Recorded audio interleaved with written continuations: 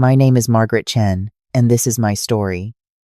Follow it until the end and comment the city you're watching from, because what I'm about to tell you changed my life forever.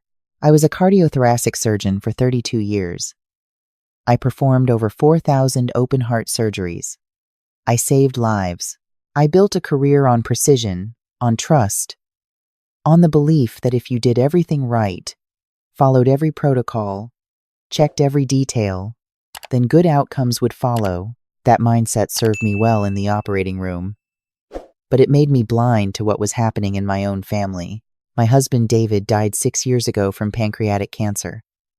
It was fast, brutal, and it left me with our daughter Rebecca as my only family. Rebecca was 26 when David passed. She'd always been ambitious, driven, a lot like me. She went to Wharton for her MBA, married a man named Michael Thornton who ran a tech startup. They seemed happy, successful, the kind of couple you see in magazine, spreads about young entrepreneurs reshaping Seattle's business landscape. I was proud of her. God help me, I was so proud.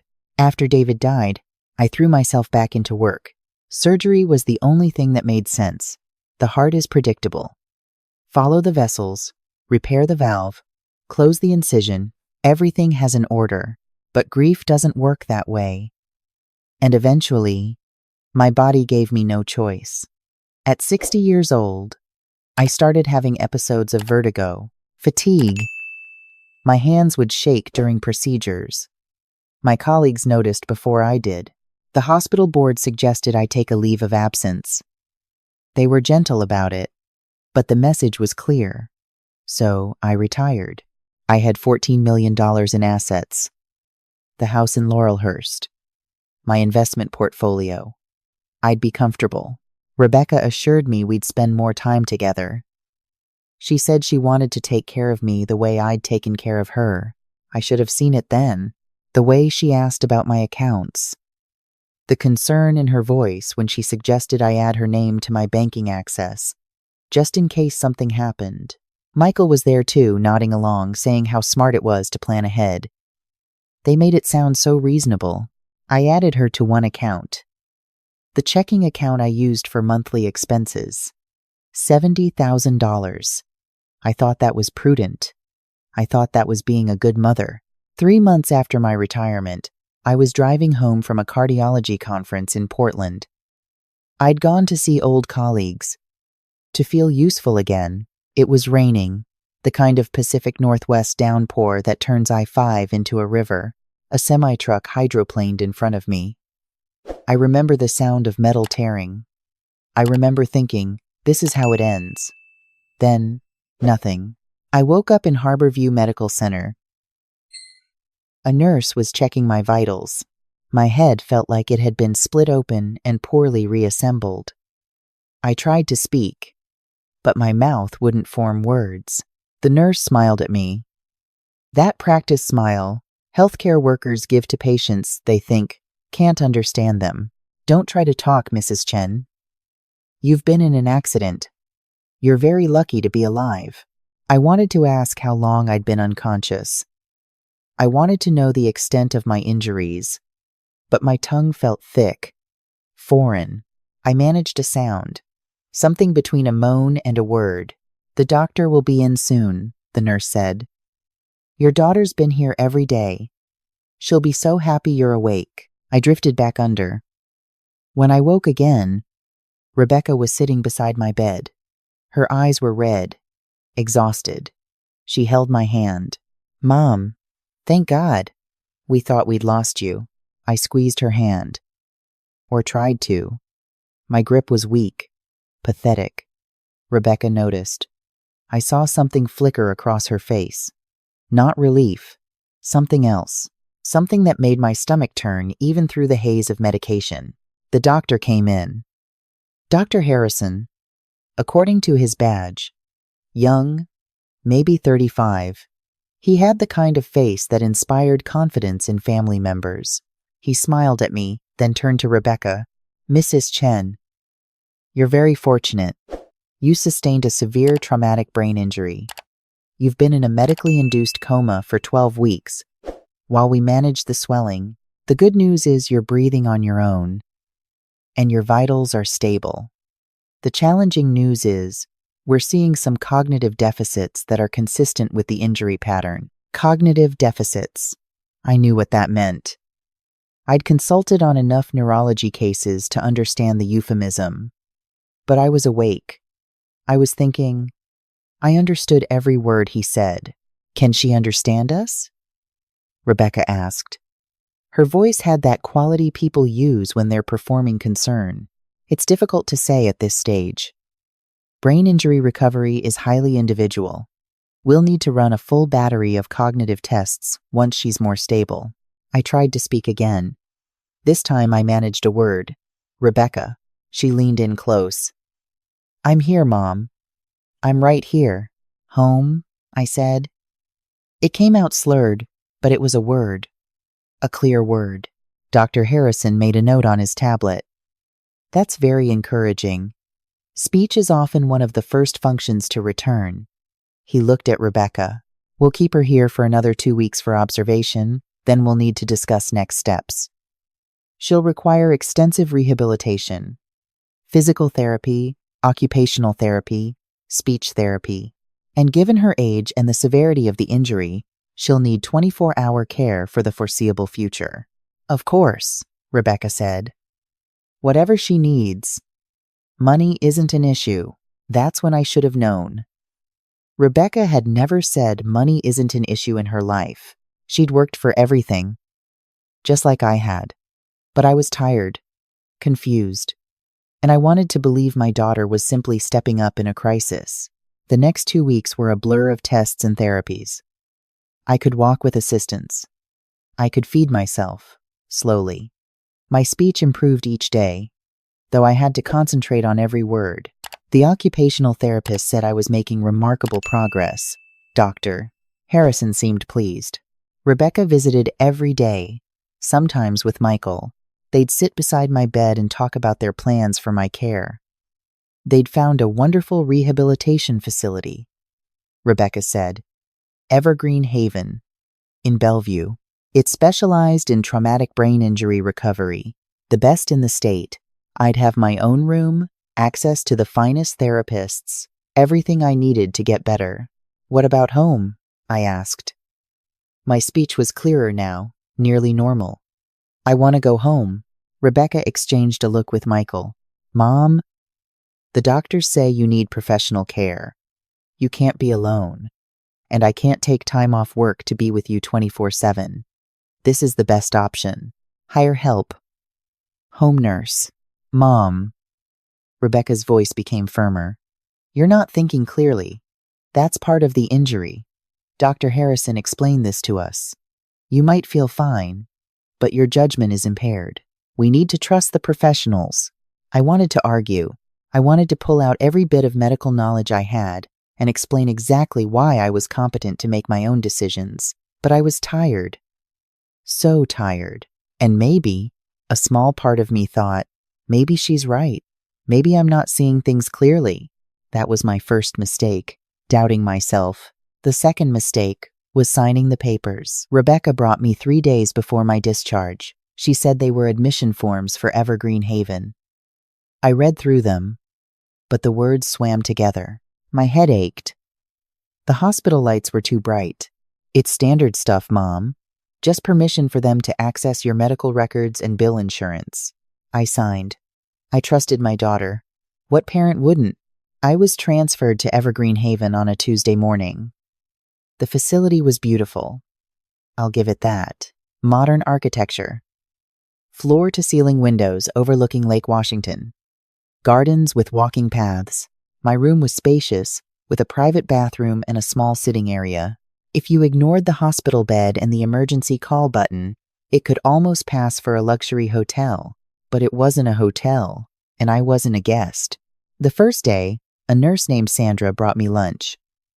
Grilled chicken, steamed vegetables, applesauce, food for someone who couldn't chew properly. I told her I was fine with regular food. She smiled that same smile the hospital nurse had given me. We'll start you on the soft food diet, Mrs. Chen. Doctor's orders. As you improve, we'll adjust. I'm a doctor, I said. I can chew chicken. My jaw is fine. Sandra's smile never wavered. I'm sure you were a wonderful doctor, but right now, we need to follow the care plan your family and Dr. Harrison developed. Care plan. Not my care plan. A plan developed about me. Without me, that night, I tried to call Rebecca from the room phone. The line was dead. I pressed the call button. Sandra appeared a few minutes later. The phone's not working, I told her. Oh, the room phones are just for internal calls. If you need to reach someone outside, you can use the phone at the nurse's station. Who did you want to call? My daughter. She was just here this afternoon, wasn't she? She'll be back tomorrow. But if it's urgent, I can try to reach her for you. It wasn't urgent. Not yet. I told Sandra. Never mind. I didn't sleep well that night. Something felt wrong, but I couldn't articulate what. But I felt like I was in a cage with padded bars. The next morning, a social worker came to see me. Her name was Patricia Monroe, and she had a folder thick with papers. Mrs. Chen, I'm here to discuss some practical matters regarding your care. Your daughter Rebecca has been managing your affairs while you've been recovering, which I'm sure has been a tremendous help. What do you mean, managing my affairs? Patricia consulted her folder. Well, she's been handling your bills, managing your accounts, that sort of thing. She mentioned you'd given her power of attorney before the accident, which was very forward-thinking of you. The room tilted. I never gave her power of attorney. Patricia's expression became carefully neutral. I have the document right here. Notarized and filed with King County. Dated about a year ago. I want to see it. She slid a copy across the table. My signature was at the bottom, next to it a notary stamp. But I didn't remember signing it. I stared at the paper, trying to force my brain to produce a memory that didn't exist. Mrs. Chen. It's very common for traumatic brain injury patients to have gaps in their memory, especially for events in the year or two before the injury. Dr. Harrison noted this in your file. The important thing is that you have family looking out for you. I looked up at her. I want to revoke it. The power of attorney. Patricia's smile became sympathetic. That's something you'd need to discuss with an attorney, and to make legal changes like that, you'd need to be evaluated by a court to confirm you have the capacity to make such decisions. Given your current medical status, that might be challenging. Current medical status. Code for, we don't think you're competent. I'm competent, I said. My voice came out too loud. I understand everything. I can make my own decisions. Of course you can, but these things take time. Why don't you focus on your recovery right now? Once you're stronger, you and Rebecca can discuss it. She left before I could argue further. I sat in my room, staring at that power of attorney document, trying to remember, had I signed it? Had there been a day, maybe after a glass of wine, when Rebecca had said something about planning for the future? But a year ago, David had just died. I'd been grieving but functional. I would have remembered signing something that significant, unless I wouldn't. Unless the brain injury had taken that memory. Or unless the signature was forged. I didn't want to believe that. I couldn't believe that my daughter would forge my signature. But the doubt was there now. A seed planted. Rebecca visited that afternoon. She brought flowers and a book she thought I'd like. How are you settling in, Mom? The staff says you're doing great. Patricia came to see me. She showed me a power of attorney I apparently signed. Rebecca set the flowers on the windowsill, taking her time arranging them. Oh, that. Yes, remember? We did that after Dad died. You said you wanted to make sure all your affairs were in order, in case anything happened. I don't remember. Dr. Harrison said you might not. The accident affected your memory. She turned to face me, her expression concerned. Mom, I know this is hard, but I'm trying to help. Everything I'm doing is to protect you. I want to go home. You're not ready yet. The therapists say you need at least 6 more months here. 6 months. The words hit me like a physical blow. That's too long. I'm improving every day.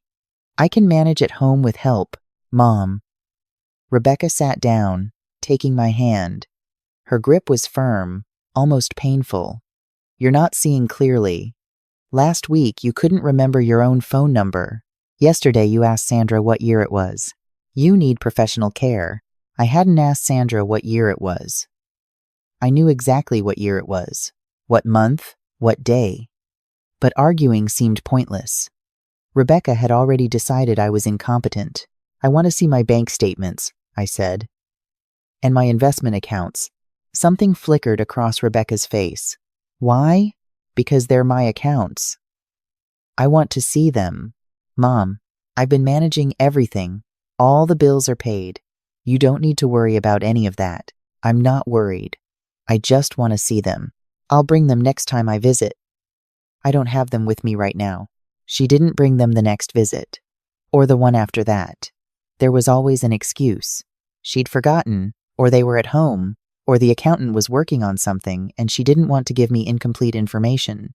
That's when I stopped asking. And started watching. I've spent my career observing people in crisis. You learn to read micro-expressions, the tiny tells that reveal what someone is really thinking. Rebecca was worried. Not worried about her mother worried. Worried she'd been caught worried. I began to pay attention to everything. The staff, the routines, the way people talked to me versus how they talked to each other when they thought I wasn't listening. I made friends with another resident, Patricia Wu. She was 73, recovering from a stroke. Her mind was sharp. Sharper than mine some days. We'd sit in the garden and talk. She told me she'd been a public defender for 40 years. This place is nice, Patricia said one afternoon. Too nice. You know what this costs?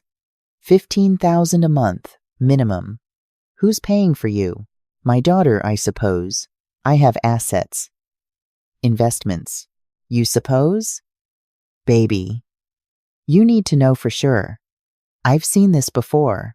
Adult children park their parents in facilities like this, drain the accounts, and by the time the parent figures it out, there's nothing left. Rebecca wouldn't do that. Patricia gave me a look that said she'd heard that before too. Maybe not. But you should check. Do you have access to a computer? I didn't. Residents weren't given internet access. Too much stimulation, the staff said. Not good for recovering brains. But Patricia had smuggled in a tablet, hidden in her knitting bag. She let me use it that night. I logged into my bank accounts. Or tried to. My passwords didn't work. Account locked, the screen said. Contact customer service. My investment accounts were the same. Access denied. My email was still accessible. I scrolled through months of messages. Bills paid, automatic withdrawals, statements I'd never opened. And then, buried in a folder I didn't remember creating, I found it. An email from Rebecca to Michael, forwarded to me by accident 3 months ago. Right before my accident, Michael, talked to Dr. Reeves. He'll do the eval for $50K. Said he can